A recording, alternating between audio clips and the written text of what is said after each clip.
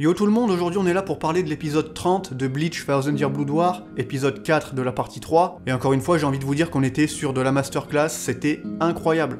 L'épisode globalement était très bien, on a des rajouts inédits qui sont pas dans le manga et qui apportent beaucoup au contexte et à l'histoire, notamment ce combat entre Uryu et Ichigo qui faisait très plaisir à voir, et même si c'était un truc auquel on pouvait s'attendre, moi franchement j'ai été surpris au moment où Uryu lâche son Volstendig. Là il nous est clairement révélé, ça fait plaisir, on aura l'occasion d'en parler évidemment dans la vidéo, mais avant de se lancer là-dedans, comme toujours je vous invite à claquer vos bankai sur le bouton like, et aussi à vous abonner à la chaîne pour soutenir la passion de Bleach. C'est très important, vous le savez, pour le référencement des vidéos, mais en plus au rythme où on va là c'est pas impossible qu'on atteigne les 90 000 et franchement ça ferait plaisir.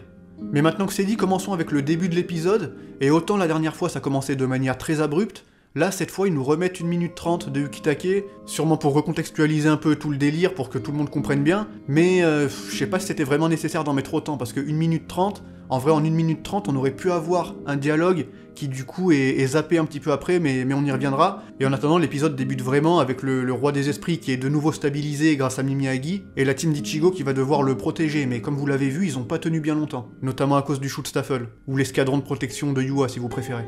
Et ce que je trouve un peu dommage dans tous ces passages, c'est qu'on a un dialogue qui est coupé entre Ichigo et Yua. Genre on voit bien dans l'épisode que l'empereur Quincy essaye un peu de semer le trouble dans l'esprit d'Ichigo, en parlant notamment de sa mère et en disant qu'il est pas capable de dire qu'il va le tuer, mais dans le manga cet échange est bien plus long et on voit bien mieux la détermination d'Ichigo à ce moment. Par exemple, il lui dit qu'il en a rien à faire de descendre des Quincy et que c'est pas ça qui va l'empêcher de l'arrêter, des trucs comme ça. Et comme je disais, le but de cet échange c'est non seulement de montrer la détermination d'Ichigo à ce moment, mais aussi de rendre plus impactante l'arrivée d'Uryu, qui inverse complètement la tendance et qui brise la détermination d'Ichigo en apparaissant. Et justement, ce petit échange, on aurait pu l'avoir s'ils avaient pas rajouté 1 minute 30 au début pour rappeler ce qui s'est passé dans l'épisode précédent. Mais en vrai, on peut se dire que le combat rajouté entre Ichigo et Yua montre déjà la détermination d'Ichigo. Donc ce passage était pas forcément vital, mais franchement, j'aurais aimé le voir à la place de ces 1 minute 30 du Kitake qu'on a déjà vu. Par contre, ce qu'il faut dire, c'est qu'ils insistent beaucoup sur le pouvoir d'immobilité de Mimiyagi, donc du bras droit du roi des esprits. Ça, c'est quasiment pas mentionné dans le manga, et je trouve que c'est bien qu'ils insistent un peu là-dessus. Ça permet vraiment de mieux comprendre certains trucs. Mais comme j'ai dit, malgré les efforts de Yoruichi et compagnie, la team d'Ichigo pourra pas faire grand chose. Et c'est grandement à cause de l'arrivée d'Uryu qui hésite pas à balancer une flèche dans le dos de Yoruichi au calme. Et malheureusement après ça, la pauvre elle se fait éjecter sans sommation. Exactement de la même manière que dans le manga avec Pernida qui vient lui broyer le bras, et ensuite Yua qui la dégage comme si c'était rien. Et c'est après ça que l'anime commence vraiment à différer du manga, puisqu'on a droit, comme j'ai dit, à un combat de Uryu et Ichigo qui a été assez mémorable, mais en plus de ça, on a aussi le Schutzstaffel qui va affronter Chad, Ganju et Orihime, et ça c'est un truc de malade mental, je vous le dis direct. Déjà, moi je suis trop refait à chaque fois qu'on voit le Schutzstaffel, que ce soit Gérard, Askin, Lille, peu importe. Quand on les voit là comme ça en pleine lumière, hyper beaux gosses et tout, ils sont trop stylés, qu'est-ce que tu veux que je te dise, ça me fait trop plaisir de les voir parce que c'est des persos qui étaient exclusifs au manga jusqu'à maintenant. Et bon, on les voit aussi par exemple dans Bleach Brave Souls et tout ce que tu veux, mais là les voir en animé, les voir bouger, les voir parler, ça fait trop plaisir. Et le fait qu'ils aient un petit combat face à cette team à l'ancienne de Chad, Orihime et Ganju, ça me fume, franchement incroyable. Vraiment, je vous le dis, c'est des bonhommes, genre Ganju qui croit qu'il va les arnaquer avec son Seppa, il tente de les faire tomber, genre comme s'il avait pas vu juste avant qu'ils pouvaient voler au calme. En plus, il essaye de faire le malin avec Orihime, elle est trop mignonne, genre elle lui fait ouais c'était stylé, t'inquiète. Et 2 secondes après, ils sont de retour. Orihime qui bloque une attaque de Gerard Valkyrie, ça aussi c'est pas un truc de fou. Moi je vous le dis, j'ai trouvé ce passage trop stylé, c'était vraiment trop marrant, je m'y attendais pas du tout. Et évidemment ces trois-là, en vrai, ils ont rien à foutre contre un Schutzstaffel, ils se feraient défoncer. Mais là, le fait de les voir essayer de lutter comme ça, vraiment c'est un rajout qui m'a fait plaisir, parce qu'on sait que ces personnages, ils sont clairement pas au centre de l'histoire quand on parle de cet arc, et parfois on a vraiment l'impression qu'ils sont oubliés, qu'ils ont droit à rien du tout, donc là c'est cool de voir cette petite interaction, ce petit combat, et perso j'ai vraiment apprécié. Mais maintenant intéressons-nous au cœur de l'épisode, le combat Ichigo-Uryu, parce que là aussi c'était vraiment de la masterclass, et le fait de voir la team d'Ichigo en dépression du fait de voir Uryu qui est dans le camp ennemi, c'est un truc qui est déchirant. Mais on le sait tous, dans le manga, c'est beaucoup trop court. Genre cette confrontation, elle dure 2 secondes, t'as juste Uryu qui tire une flèche, en gros même pas sur eux, hein. Il tire une flèche sur le décor pour les faire tomber, et voilà, c'est fini. T'as genre Lil Baro qui vient après pour tirer sur Ichigo en mode je veux m'assurer qu'il est mort, mais c'est vraiment tout ce qui se passe et du coup ça laisse un goût un peu amer, tu sens qu'il manque quelque chose. Et ce quelque chose, justement, bah on l'a avec l'anime, et c'est incroyable. On ressent trop bien genre la tristesse et l'incompréhension d'Ichigo, le fait qu'il ait pas du tout envie de faire de mal à Ishida et de se taper avec lui, et d'un autre côté, il y a plein de signes qui montrent qu'Ishida, lui aussi, est pas sûr de lui. On voit bien que c'est pas un moment facile qu'il est en train de vivre, et je trouve que c'était vraiment bien retranscrit.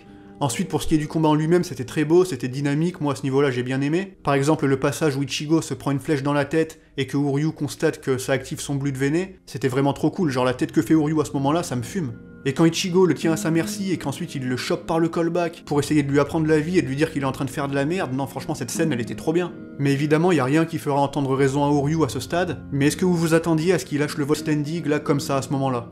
Parce que moi franchement j'étais refait de voir ça, je m'y attendais pas à ce moment-là, et c'est un truc qui m'a fait sauter de ma chaise littéralement. Parce que ça faut le dire, c'est un truc qui revenait beaucoup avant la sortie de l'animé, on avait plein de gens qui se demandaient si Oryuu allait finalement avoir un Volt Standing, et là avec cette partie 3, ben c'est clairement confirmé, il est là, et rien que pour ça je suis trop content. Après j'avoue que niveau design, je m'attendais à quelque chose d'un peu plus extravagant, et ça me fait me dire que c'est peut-être genre une forme un peu de transition. Peut-être que c'est pas son Volt Standing complet, et qu'il aura accès à une forme plus impressionnante plus tard, un peu à la façon de Asnoth ou de certains autres qu'on va pas citer pour pas spoiler. Mais en tout cas c'était très beau, et je pense qu'en termes de puissance, il a pas à rougir face aux autres Quincy. Et puis j'ai beaucoup aimé aussi le moment où il le dévoile, et que t'as toutes ces flèches autour de lui, qui forment une sorte d'auréole si tu veux, c'est un peu comme l'Osvalen, quand Yua utilise l'Osvalen dans l'animé, il y a une grosse, ça fait un gros cercle autour de lui, et ça fait aussi penser à une auréole, ce qui est clairement dans le thème de l'arc. Par contre, malgré sa vitesse, son contrôle sur ses flèches, le fait qu'il puisse faire tout plein de trucs, genre tirer des lasers avec, les contrôler, les téléguider, faire une sphère autour d'Ichigo pour le faire exploser et tout, on voit que le Shinigami remplaçant reste supérieur. Et ça c'est logique, étant donné qu'Ichigo à ce stade il est censé être surcheaté. Mais comme on le voit à plusieurs reprises, il a aucune envie de blesser Oryuu, et il fait carrément exprès de le manquer avec son Getsuga Jujisho. D'ailleurs mention spéciale à la nouvelle technique d'Oryuu qui est vachement stylée, et qui porte le nom de Sternenstaub, qui veut dire poussière d'étoile en français. Mais ouais, c'est carrément pas assez puissant pour battre le Getsuga Jujisho, et comme j'ai dit, Ichigo semble faire exprès de l'éviter, mais franchement ce passage, faut le dire, il est mal foutu. Genre en voyant le passage la première fois, j'étais en mode mais qu'est-ce qu'ils font là? Pourquoi ça freeze limite à ce moment-là? Est-ce que c'est Oryuu qui a évité? Est-ce qu'il s'est passé un truc? T'as un peu l'impression de pas comprendre. Mais bon après t'as Oryuu qui dit à Ichigo qu'il est trop tendre et naïf, et avec ça tu comprends qu'il a fait exprès de le manquer. Mais l'exécution du truc c'était vraiment bizarre, genre ça fait 5 secondes où t'as l'impression tu sais pas trop. Mais quoi qu'il en soit, on voit bien qu'Ichigo est supérieur, et comme j'ai dit c'est logique, même si à ce stade les deux ont pas montré 100% de leur pouvoir. Et de toute façon, même si Ichigo le surclasse, le désespoir va faire qu'il perdra ce combat. Et Oryuu va lui décocher une sacrée flèche dans le ventre qui lui laisse une grosse blessure. Ça aussi vraiment je m'y attendais pas. Genre là il a un giga trou sur le côté du ventre, c'est chaud quand même, hein. Même si Yaori y met, je m'attendais pas à ce qu'il subisse de tels dégâts. Et sérieusement, le cri de désespoir qu'il lance avant de prendre cette attaque, en mode putain je sais pas quoi faire, est-ce que je l'attaque, qu'est-ce que je fais, je suis dégoûté, bah c'est un cri qui m'a trop fait de la peine pour lui franchement. Donc ouais, il se fait bel et bien trouer le bide, mais en plus de ça, il tombe du palais du roi des esprits, ce qui veut dire qu'il faudra potentiellement y remonter, et on verra bien comment ils vont faire. Mais ça me fait penser que j'ai pas parlé de la fin du combat de Chad et compagnie contre le Schutzstaffel, parce qu'évidemment, bah eux aussi ils se font repousser, et ils finissent par tomber du Ryokyu. Mais je vous le dis, le moment où Chad sort le bras droit du géant pour protéger les deux autres, ça c'était magnifique, et toute cette séquence en elle-même était globalement très très bonne. Mais j'ai quand même 2-3 trucs à redire, parce que c'était pas parfait non plus, et on va commencer par la musique. Parce que ouais, pendant cette séquence, je trouve qu'ils auraient pu faire bien mieux à ce niveau-là. Surtout pendant la première partie de l'affrontement, où ils sont allés te mettre le thème de... j'appelle ça le thème de Yamaji en colère, et je trouve de 1 qui va pas du tout avec la scène, et de 2, j'en ai marre de toutes ces musiques avec des chœurs et tout, des... ça arrête pas là, ça c'est... faut arrêter ça. Ça faut arrêter, c'est chiant. Autant les chœurs j'aime bien, c'est un truc qui me dérange pas quand c'est utilisé avec parcimonie, mais quand il y a plus que ça dans les musiques, ça devient casse-couille franchement. Alors qu'il aurait suffi de mettre un petit Nevermind to Belong et c'était gagné, c'est bon, ça se faisait tout seul. Mais ils ont décidé de mettre ces chœurs bizarres et tout, moi ça me sort du truc. Et globalement, l'OST de cet animé, d'un côté il y a du très très bon, mais d'un autre côté il y a aussi des trucs vraiment pas ouf. Genre j'ai l'impression que c'est un peu trop extravagant parfois. Et même au niveau du design sonore, des bruitages et tout, des petits jingles, ça je trouve que c'est moins bien que dans l'ancien animé. Genre pas forcément à tous les niveaux, des fois il y a des trucs très bien, mais quand même je trouve qu'il manque quelque chose par rapport à l'ancien animé. Donc voilà, c'était ma petite complainte sur les musiques, mais j'en ai une autre par rapport au combat d'Ichigo et Oryuu, et c'est par rapport à une petite scène que j'avais imaginée et que j'espérais voir, mais qui finalement a pas été faite. Je me disais que s'il y avait un rajout qui concernait un combat entre Ichigo et Oryuu, j'aurais bien vu un petit passage dedans où le Quincy nous tease un peu son shrift. Franchement ça aurait pu être vraiment stylé. Après, c'est vrai que son pouvoir se marie pas forcément bien avec les flèches Quincy, genre je sais pas comment il pourrait l'utiliser à travers celle-ci. C'est pas comme Asnoth par exemple, qui a un intérêt à mettre son pouvoir dans ses flèches. Comme ça, si elle te touche, bah t'es directement touché par le pouvoir de son shrift. Mais ça empêche pas qu'il aurait pu l'utiliser vite fait d'une autre manière. Mais en tout cas, ce qui est vraiment cool avec ce combat, c'est que cette fois, Oryuu prouve vraiment sa détermination. Non seulement il a tué un membre de la Division 0, mais en plus il s'est attaqué de front à un de ses meilleurs amis. Ce qui laisse penser qu'il a coupé tous les liens avec eux. Et avec ça, on arrive enfin au moment où Gerard le félicite, et le reconnaît comme l'un des leurs, et ce moment il m'a toujours fait trop marrer.